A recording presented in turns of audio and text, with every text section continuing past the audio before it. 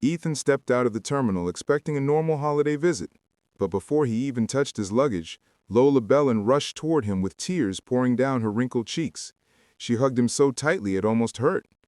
Ethan felt overwhelmed because he hadn't seen her in years, yet she held him as if he had been missing for decades. Mang Rodel insisted on carrying Ethan's bags, refusing any payment and repeating, "Basta balakbayan ka, libre na yan." Ethan smiled, thinking it was just typical Filipino kindness, but something in Mang Rodel's eyes told him there was more he didn't understand. As they rode through the narrow streets, Ethan noticed neighbors waving at him, people he had never met acting like he had always belonged here. Children shouted his name even though he had no idea who they were.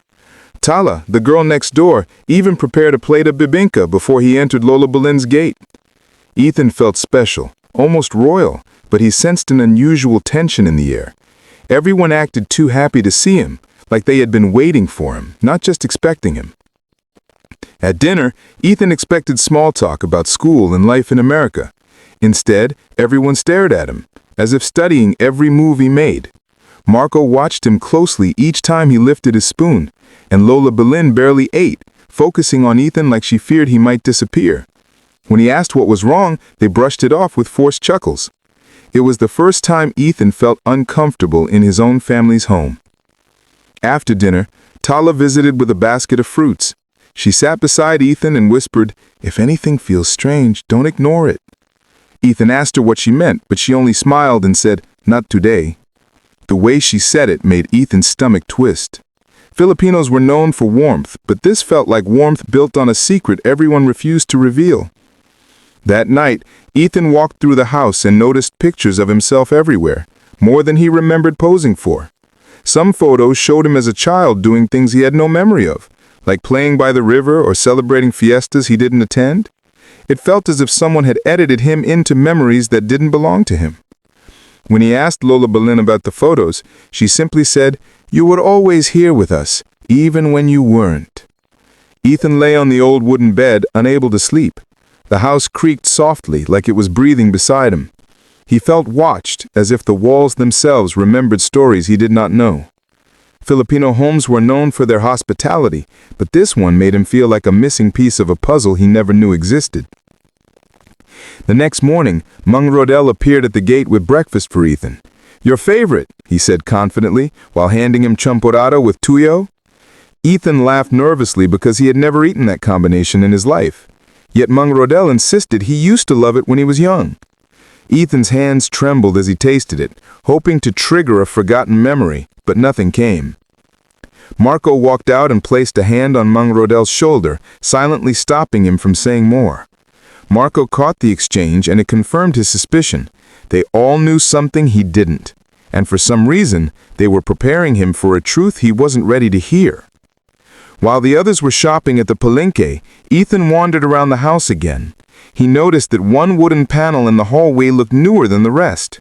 When he pushed it, it opened into a narrow room with a single small bed, old children's clothes, and faded drawings taped to the wall.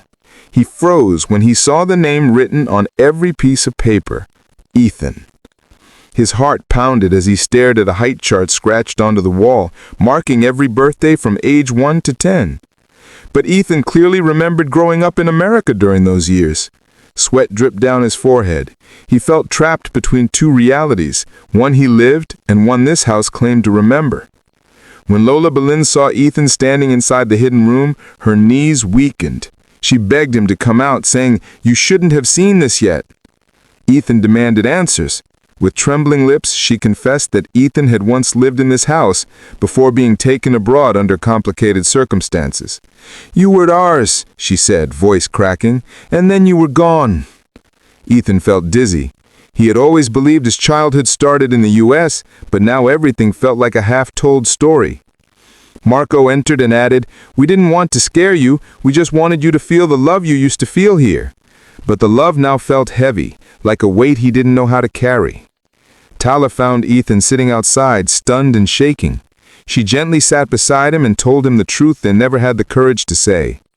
Ethan's mother had struggled and left him with Lola Belen for almost a decade before taking him to America.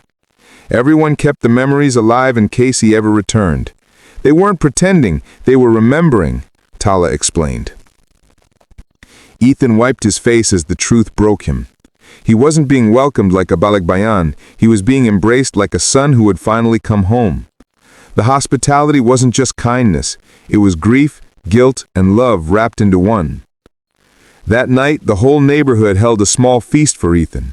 Kids danced around him, elders hugged him, and Marco kept telling stories of their mischievous children, stories Ethan still couldn't remember.